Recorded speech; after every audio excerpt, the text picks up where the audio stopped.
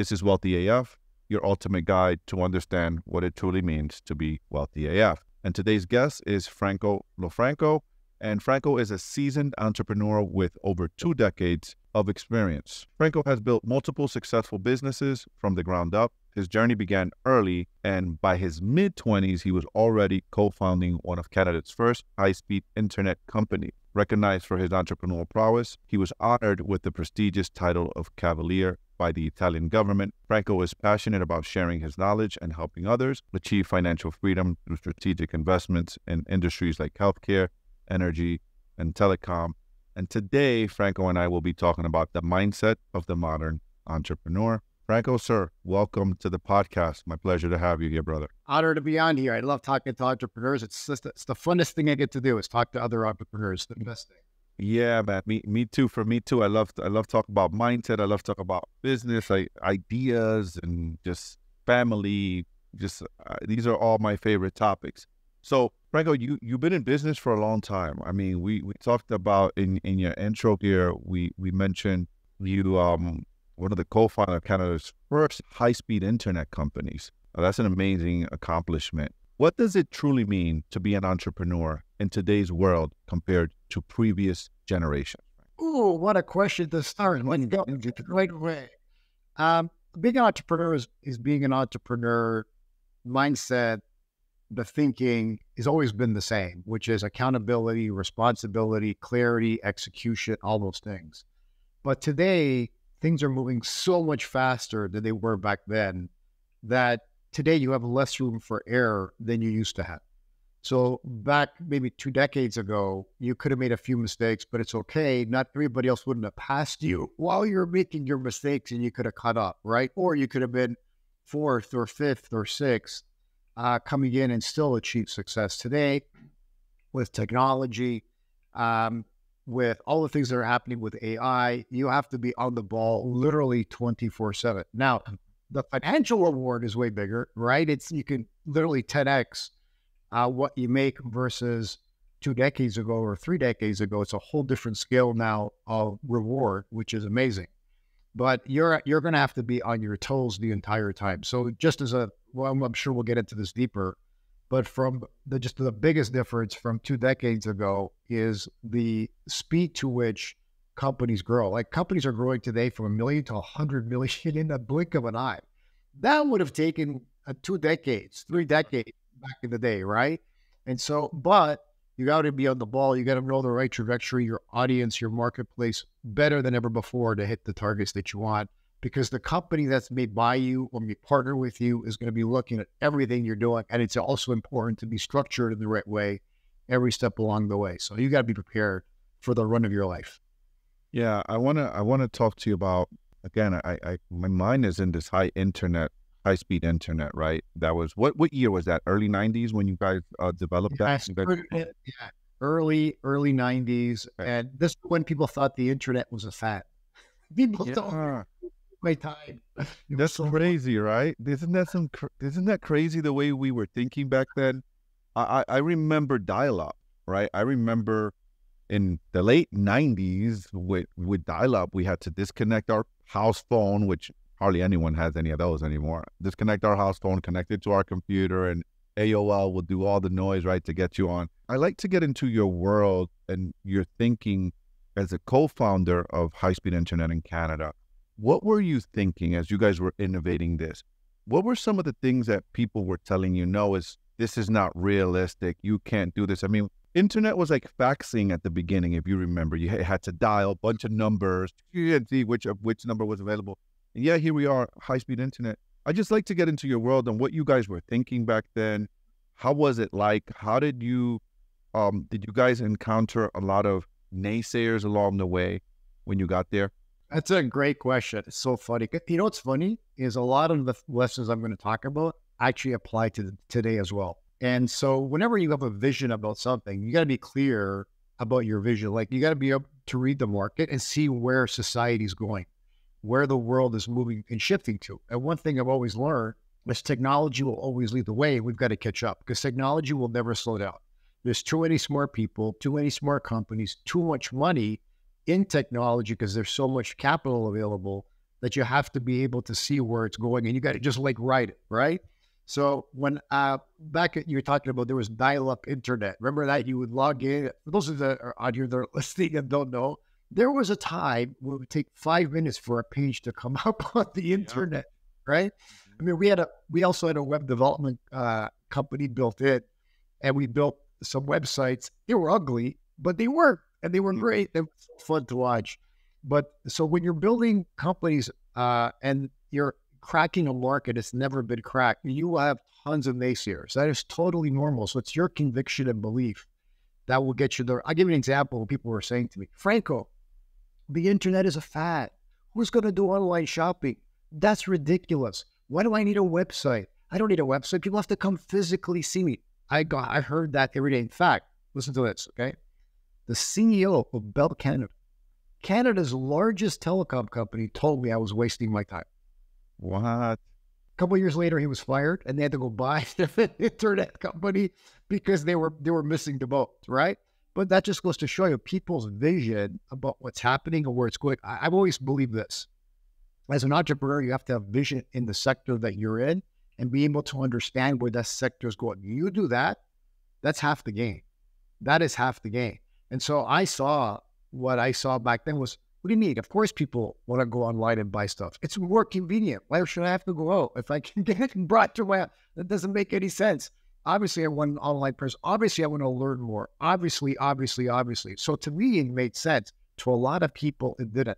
Now, the problem is when you have a lot of naysayers, you have to watch and guard your mind. All right, you got to protect your mind because these folks will listen. Some of them were so good, they had me doubting myself. They were so good. Wait a minute, maybe I made a mistake. Because in one of the companies I raised $40 million, I said, oh my gosh, maybe I made a mistake raising this $40 million. Am I going to lose all this money for the investors? Oh no, what did I do? And then, no, give your head a shake. No, this is where it's going. So you have to like shower, and no, it's all fine. Don't believe these people. And then surround yourself with folks that have the same vision in you. Surround yourself with people that understand the marketplace, where it's going. And that's what I did. And when you do that, now you're reinforcing what you're believing, but you're also looking for like when you're building a market, you got to be clear on where the market is moving to. Like some places, especially when you're got a disruptive technology like internet was back then, like AI is today, you got to be able to be clear of what segment can make you money now and moving forward, right? Like look at Amazon when they launched back in the same area. What was their first business? Do you remember, Martino? What was Amazon's first business? Wasn't it books or something? It was books, right? In 92 or something like that. Digital books, because it made money right now, but they had the long-term vision of where they wanted to be. So you've got to be able to know, okay, what makes money right now? What creates cash flow right now? Amazon's always been creating cash flow. That's what makes them a brilliant company. And so as long as you're creating cash flow, you can reinvest, put more money in, see where the sector is going, put money into that. Amazon, I think it was like for, I don't know how many years, 10, 15 years, and never took any out of a company. They just kept reinvesting into where they were going and what they believed in. And so great companies, I believe, have that kind of success and that kind of record because they're clear. They're clear. And you got to protect your mind, surround yourself with people that have the same vision and keep going. And if you do that, hey, you got a fighting chance. So how do you protect your mind? I want to talk about a little bit about in those times when you were hearing, you got a CEO of one of the biggest communication companies tell you you're not, right? This is a smart man, obviously, a powerful man, right? That is respected in the business community and tells you you're crazy, that would never work. What were you thinking in that time when someone like that is telling you? What was the conversations you was having with yourself to overcome that and keep moving forward? That's a great question. So I'm somebody that when I started that company was already doing personal development, leadership training from some of the best companies, reading some of the top books. And so I was working on me. And so what happens is if you don't have belief in yourself, Martino, if you don't believe in what you're doing and somebody comes and tries to knock you out by creating doubt in you, you're gone, right? So the more belief that you have in yourself, that you have confidence in what you're going to do, the quieter those voices become. And so in that gentleman's case, when he said that, inside, I was actually laughing. I wasn't laughing at him. I was laughing internally, right? I'm like, this guy doesn't understand. This is what I was thinking, right? This guy doesn't understand. Like, how can he CEO this company? Like, he's so clueless. He has no idea what he's talking about. That's what I was saying in my mind. I didn't say that to him. I said, okay, well, that's interesting. One of my favorite words is, okay, that's interesting. I always say that. Oh, okay. That's, by the way, anybody that knows me that's watching this, if I ever say to you, that's interesting, it means I probably don't agree with anything that you're saying. I got a question for you. Have you read, because what you did then was something I just read the book, reread the book recently, Outwitting the Devil by Napoleon Hill. Have you read that one? Okay, great book. Okay, great. So you remember towards the end of the book, I don't know when was the last time you read it, towards the end of the book, when I heard it on Audible this time around, towards the end of the book, the devil says something in one of his principles or something on how not to be a drifter and how to take control of your mind. He says, one of the points he made that stood out to me this time around when I read it, which is exactly what you did. You can always, regardless of whatever circumstances is happening in your life, you can always say to yourself that you do not accept that as your reality. And I think that's what you did. That's what you were doing there when this gentleman was telling you. But you told him, yeah, okay, that's interesting. And you were laughing inside. You was not accepting his words as your reality, and you made it yours. I'll share this with you real quick. I just finished a redevelopment in the city of Scranton. I'm a real estate guy, so I buy properties, fix them, I develop properties. We just finished this 12-unit development property. This was looked at by like 12 different developers and investors. No one wanted it. People walked through my property. They said, you're crazy. You bought this property. It's going to cost you $1 million. It's going to cost you all this. It's going to cost you all that. More than you think you should. And I kept saying, I'm going to finish this. I'm going to show you guys. I'm going to show you. I'm going to show you. And we finished it. And now that we're finished with it, the city actually wants to partner up with us to be their premier developer to revitalize the city because of what we did and the condition of this property. And that just goes to the example of not listening and trusting your vision, right? Which is kind of like what you did back then, is you didn't care what the naysayers said to you, but you trusted your vision and you went with it. And I'm sure, did you sell that company? Was that what you guys did? Well, it was a long story for that company. It was taken over by one of Canada's largest companies. So that was pretty good. Okay. But I'll tell you what created, see the way you were thinking right then and the way I was thinking right then, there's a reason for it, right?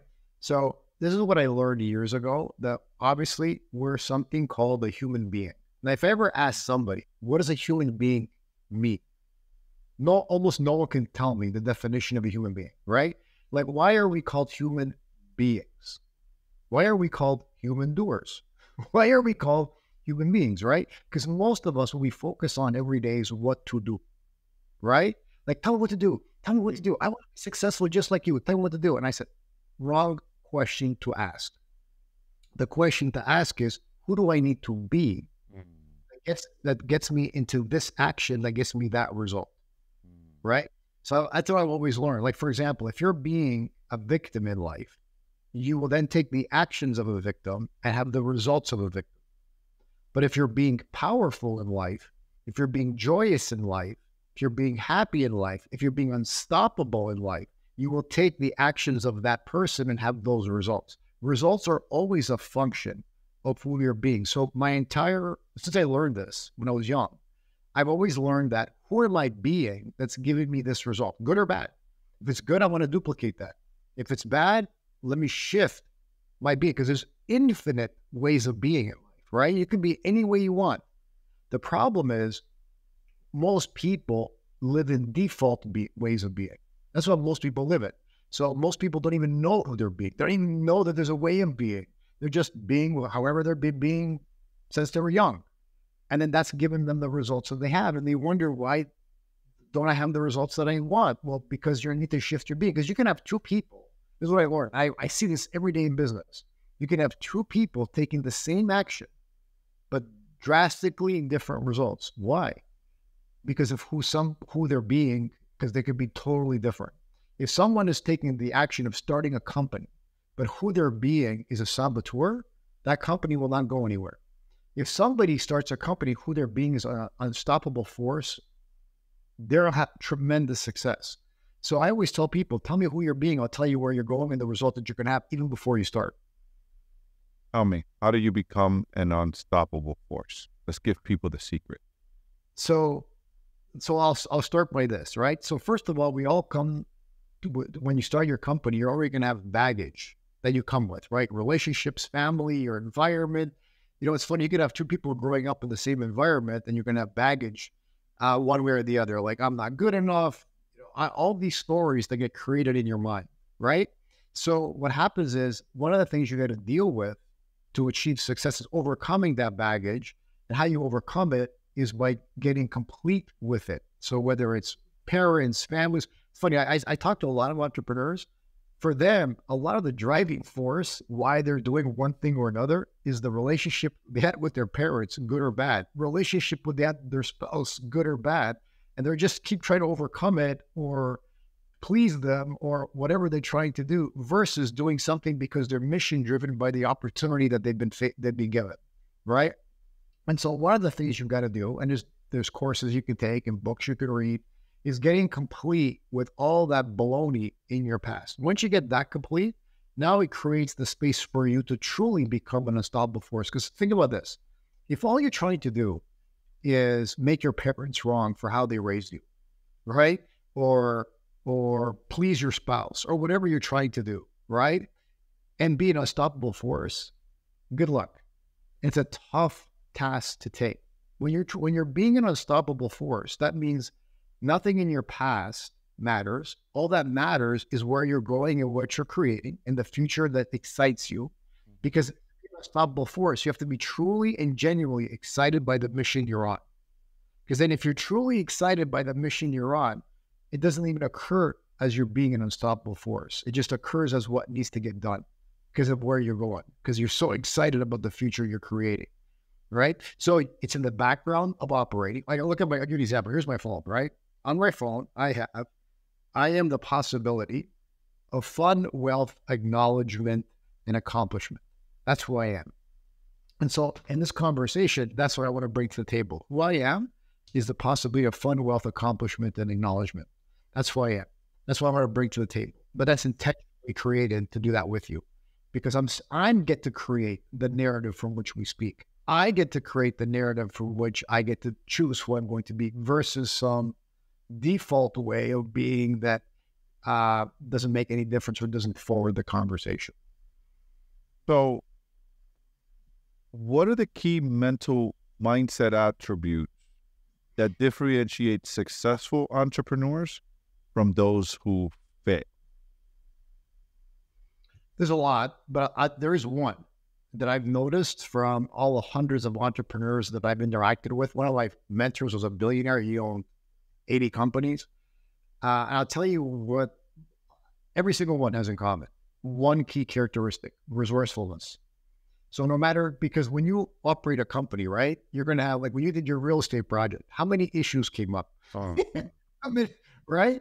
How many obstacles? That was my mantra. I am resourceful. Every time some new shit came up and it was like, listen, I had one day, I got a call and my project manager says it's going to take 1 year to get the meter gang base. And I said, absolutely not. I put the whole team together. I said, not happening.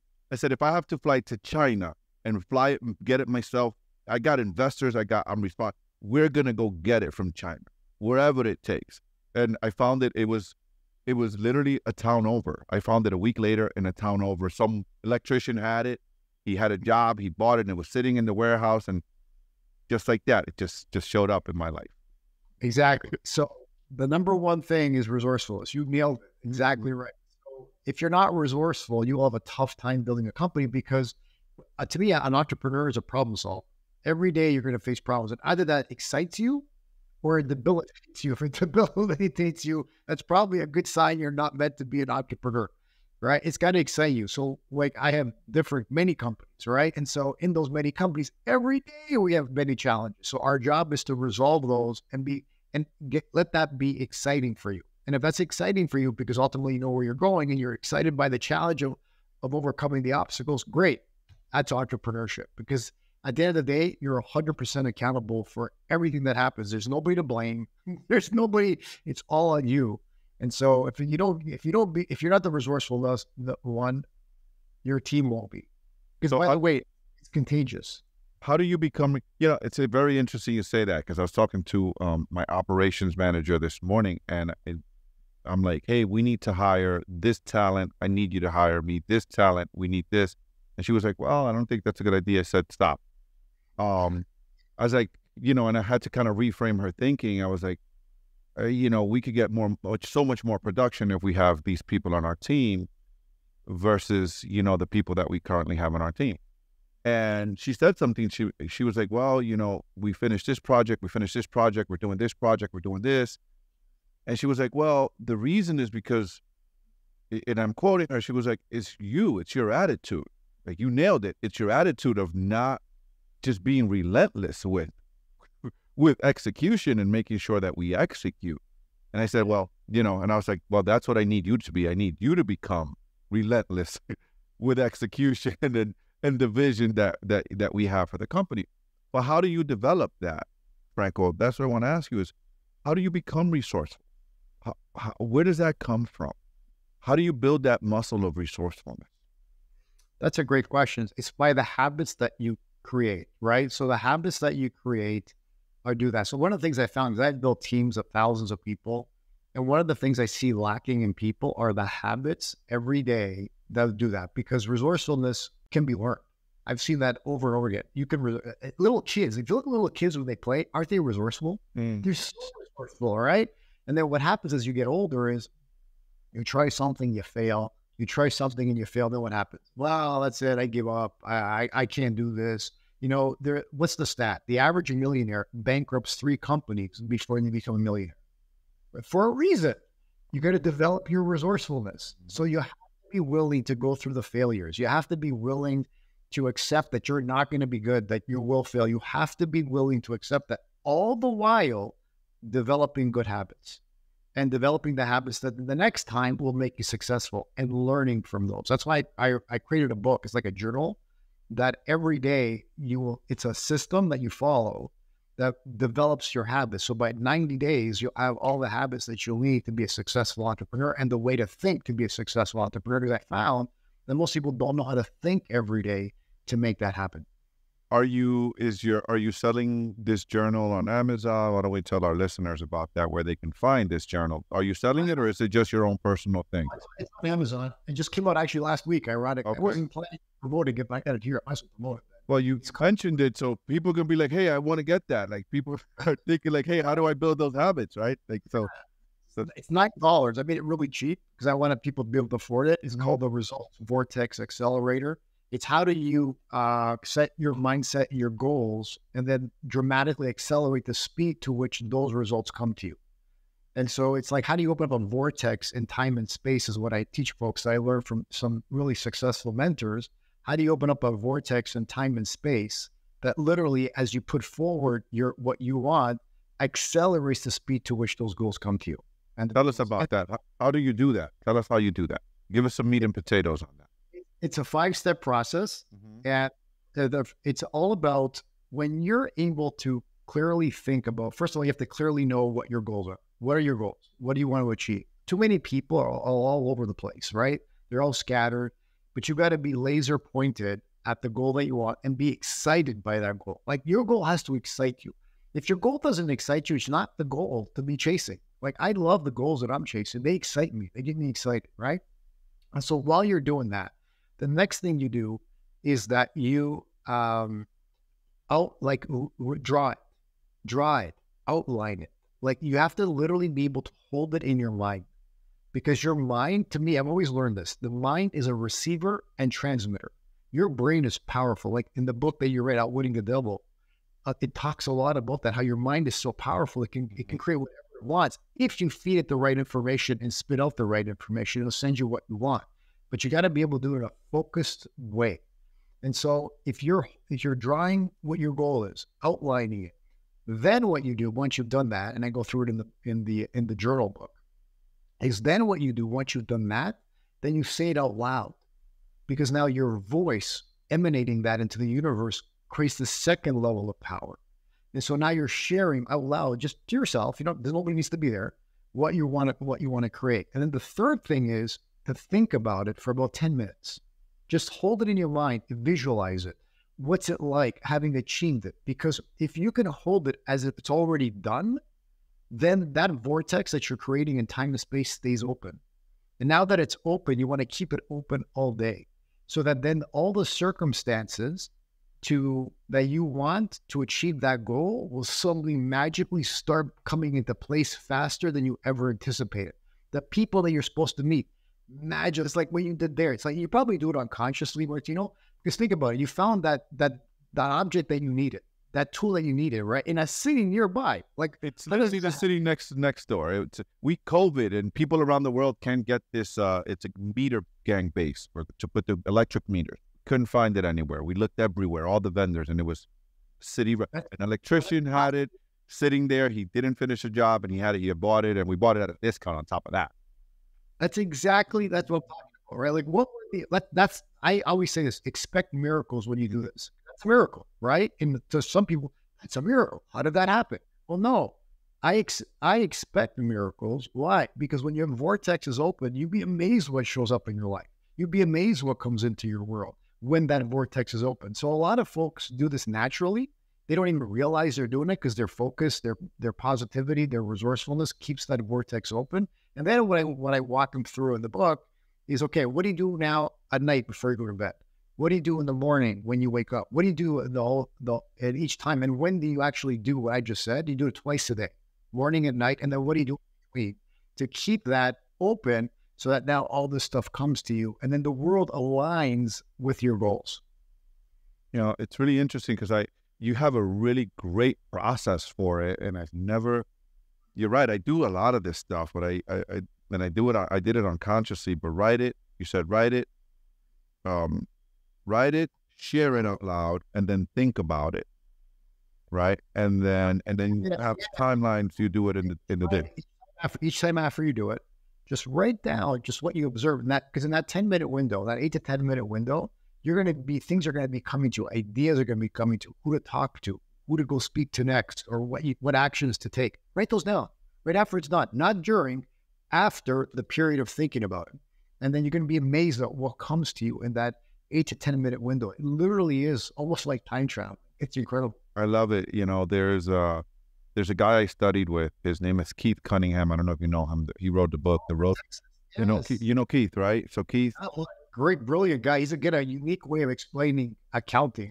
Yeah, brilliant. So I did his 4-day MBA with him when he was teaching. He's not teaching anymore, in Austin. And he says he has think time. So I learned this from him, and it's basically kind of what you're saying. It's like I'm seeing parallels here in a lot of successful people's way of doing, successful entrepreneurs thinking. He says in his book, The Road Less Stupid, he says, business is an intellectual sport, not a tactical game.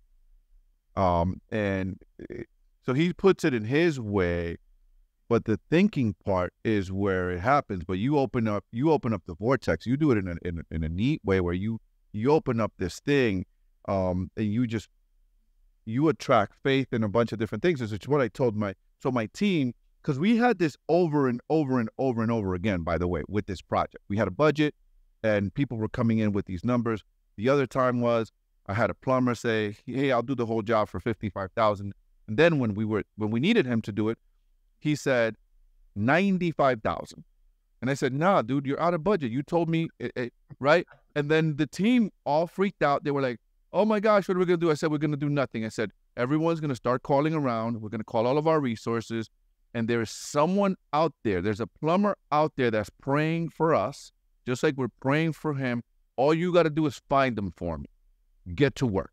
Go find him for me. He's out there waiting for our call. And sure enough, man, got all the labor done for $25,000, not $95,000 or not 40 or now 55 for $25,000 of labor. I had to buy the material, but I got it right in budget. But that's because I had took this attitude of like, it's going to happen for us. It's going to happen for us. It's out there. Just find it. We just got to look for it. I believe in the great book. It says, if you look, you'll find. If you seek, if you seek, you shall find. If you knock, the door opens. And if you ask, you receive. So I take that literal. Like, I take that literal. Like, because that's how it works. You actually have the formula. Now, look, I wish school would teach kids this, right? Unfortunately, school doesn't teach you. What does school teach kids? What to do, right? Or study this, drive the straight line. None of which have anything to do, honestly, with being successful. Being successful is all about asking for what you want, holding what you want, and then believing that it will happen, right? But genuinely and authentically, not pretending. Like a lot of people pretend, when really they don't believe it, but they pretend, oh yeah, I want this, but really secretly they're thinking, no, I can't really have this. So they're creating this friction, and exactly. So they go nowhere. It doesn't happen, and it doesn't create anything, right? So you've got to be able to be clear for yourself. You mentioned that word of not believing, right? And that's my next question. How do you manage a feeling of isolation and imposter syndrome as an entrepreneur, right? So when you don't have nothing and you're starting out, how do you manage that voice in your head that tells you, first, when you're first starting to do this type of stuff, this type of work, where you're writing your goals and you're holding a vision and you have this vision and obstacles start to come out, and you got to overcome them. And you have that voice in your head, which in Outwitting the Devil, he talks about, that's the devil voice, right? That's in your head, trying to bring you down. How do you manage that imposter syndrome? What strategy are you telling someone? You mentioned stand guard at the door of your mind. I think that's Zig Ziglar. Is it Zig Ziglar that used to say that, standing guard at the door of your mind? How do you manage that? How do you do that as an entrepreneur? Well, think about how it happened with you. How did it happen with you? When did you start believing in you and what you can do, right? How did that happen? So first, it happens by getting small little wins, right? Because that starts creating belief in you. Second, read books on personal development, on leadership. You have to do that, right? You have to grow. You have to put that you got to feed your mind up. Like in Outwitting the Devil, what does it say? Whatever you're putting into your mind, the environment always wins, right? Remember that? One of the lines of the environment always wins. So if you're in a negative environment, you're already behind the eight ball. You're already losing, because that negative environment will always suck you in. You have to get yourself out of a negative environment, put yourself in an empowering, nurturing, and enriching environment that you will be successful. And so they take personal growth courses. Those people in personal growth courses, guess what? They're just like you. They want to be at that. A lot of the people I work with today, a lot of people in my personal life today, the people I do business with today, I met through personal development programs because they were on the same journey as me. They wanted a better life. They wanted to improve themselves, become more resourceful, become more effective in communications, have a better life for themselves and their family. That's what I want to be with. Why would I want to hang out with victims? Why would I want people like that? I don't want to be around those people. All they do is drag you down. So put yourself in environments and in groups where people are on the same journey as you. Maybe you have different goals, right? Like one person wants to build a company, another person wants to do this. That's fine. But if they want a better life for themselves and family, they're going to do these personal growth courses. Participate, go learn from them. It doesn't even matter which one. It really doesn't. They're all good. Any course, go take it, right? And then invest in yourself. So you start doing all those things. Let me tell you, within a year, you'd be amazed. You'll be a totally different person in how you think, operate. And if you're building a company, by the way, it never stops. I still do it. I still take courses. I still read these books, because there's never a level that you can reach that you're done, right? It's, what's that old saying? Finish never is, right? You just want to keep growing, keep building, and keep creating, because there's infinite levels to which you can achieve anything. So what do you see in today's environment with technology, right? Where I believe, I'd like to get your thought on this, right? Because you've seen a lot of different markets and a lot of shifts, and you've experienced both of us have no internet, right? I grew up with no internet, no phone, to now. what do you see the biggest challenges and opportunities for entrepreneurs in the next decade? As we look on the internet and people look on their feed, and the biggest, I think that one of the biggest challenges is all the fake stuff out there that's not real, right? Like, hey, look at this guy. He's driving a Lamborghini, and he's this 24-year-old kid I'm 46 years old. I know that what it takes to make $1 million and what it takes to hold $1 million. If you make it at 24, what it takes to hold $1 million and to invest it in tomorrow is a different skill set. How do we manage? What does it take? What is your advice as a seasoned entrepreneur to deal with those challenges when you're seeing, oh, this business, look at this guy, he just did that, and you're running your race and you're trying to build your business?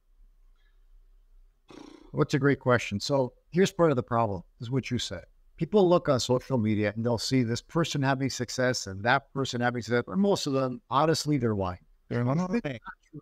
99% of that is one guy. He was promoting Amazon dropshipping, right? Business, right? And he's doing this revenue. He wasn't telling you it was gross that he was doing 6 digits a month or 6.5 digits a month, right? When really he was clearing this much little money, and he was making his money from selling the program versus actually doing it, right? And so that the internet is littered with these people. They just want to sell you something for 5,000, 10,000, 4,000, and then join this coaching program with all my videos and watch all this crap, right? So we have to understand something. If you want to go into business, cool, do your research, do your homework. Don't just go pay somebody nilly-willy some money expecting that in 6 months you're going to be rich. You're living in fantasy land. You're living in la la land, right? Any business is going to take time, and you've got to grow, and you've got to develop. You've got to learn that sector. I look at all those people jumping into the trading world, right? 90% of traders lose money. 90%. And they're all jumping in, spending all this money because the professionals see these retailers come in and goes, "Ooh, look at this guy. Thank you. And they just clean it up. And those guys that own the hedge funds, they just clean it up and making a fortune off the retailers. Like, I was talking to this one guy. He's been trading for 7 years, never made any money. I go, "What are you doing? What are you doing?" Right? 7 years, never made a penny. Right? He just keeps losing and losing. Why did he do it? Why are you doing that? Because he believes eventually he'll figure it out. I go, "Okay, but how are you going to figure this out? Like, what's your plan? Like, how are you getting better?" He has no plan. Like, he just thinks he keeps doing it. Eventually he'll figure it out.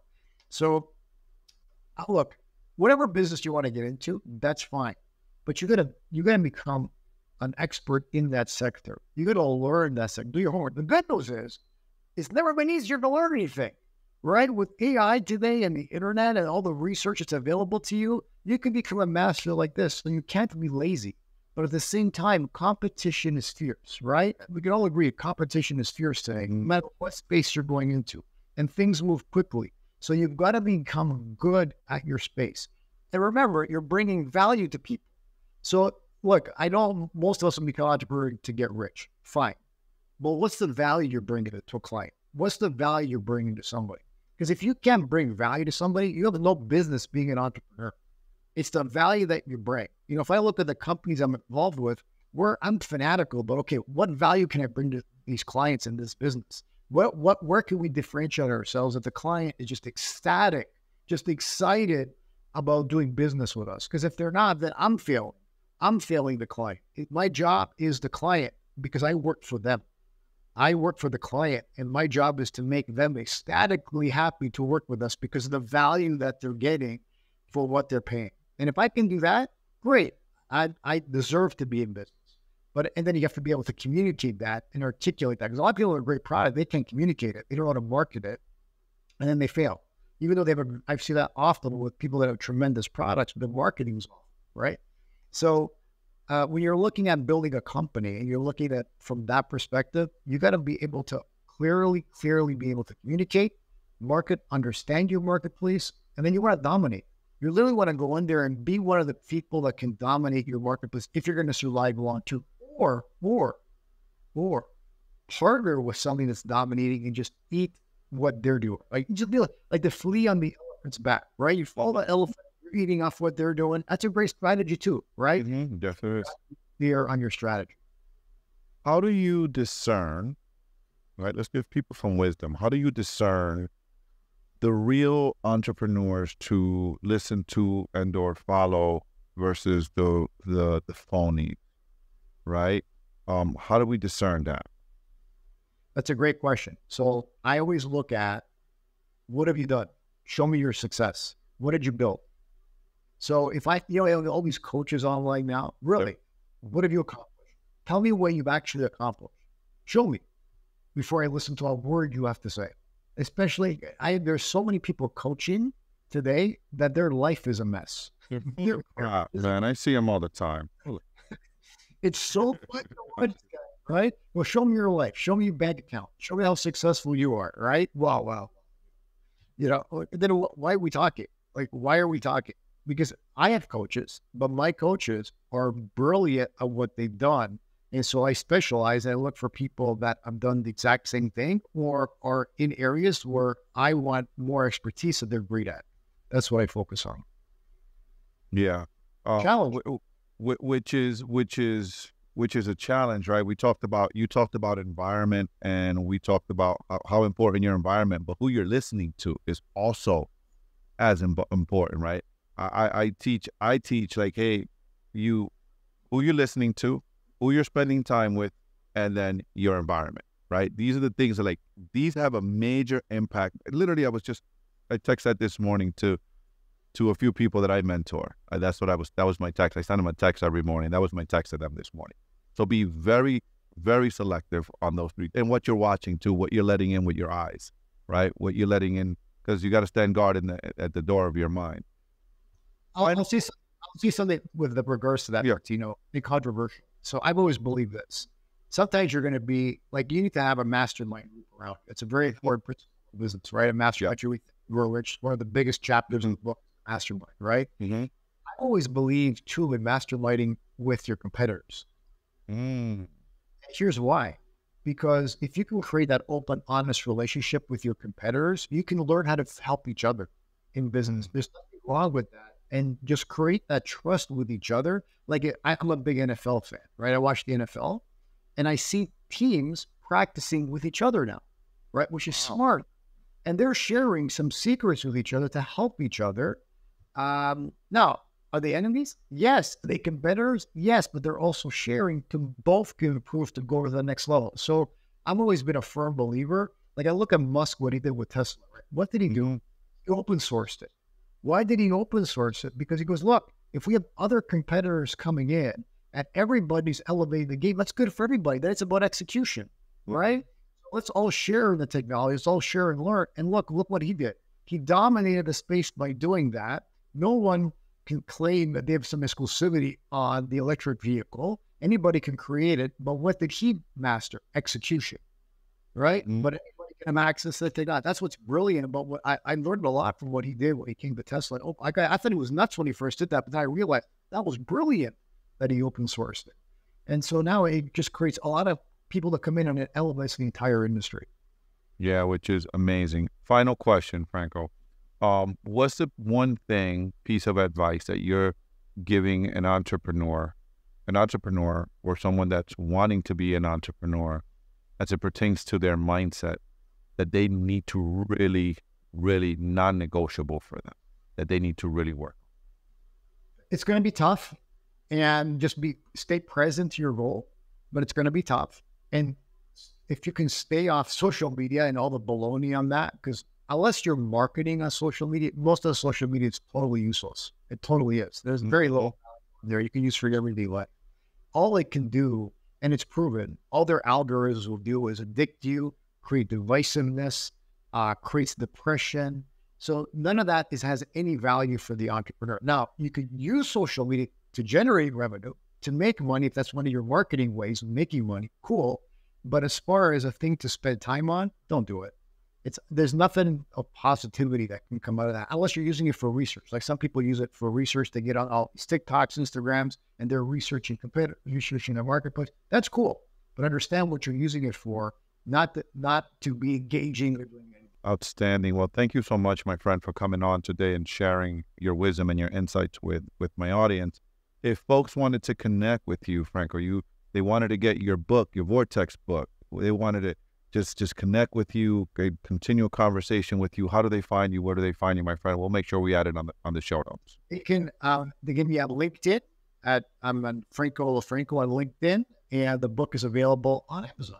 I'm on Instagram, which is Cav Franco, CAV, Franco, Franco. Franco, thank you so much, my friend, for coming on. It's been a pleasure and an honor to get your golden nuggets, man. That was really good thing. I'll share my biggest takeaway was your Vortex strategy, man. That's the results of Vortex Accelerator. I'm going to pick that up myself, brother. Thank you so much for that. That was really good stuff. Pleasure being out with you, Martino.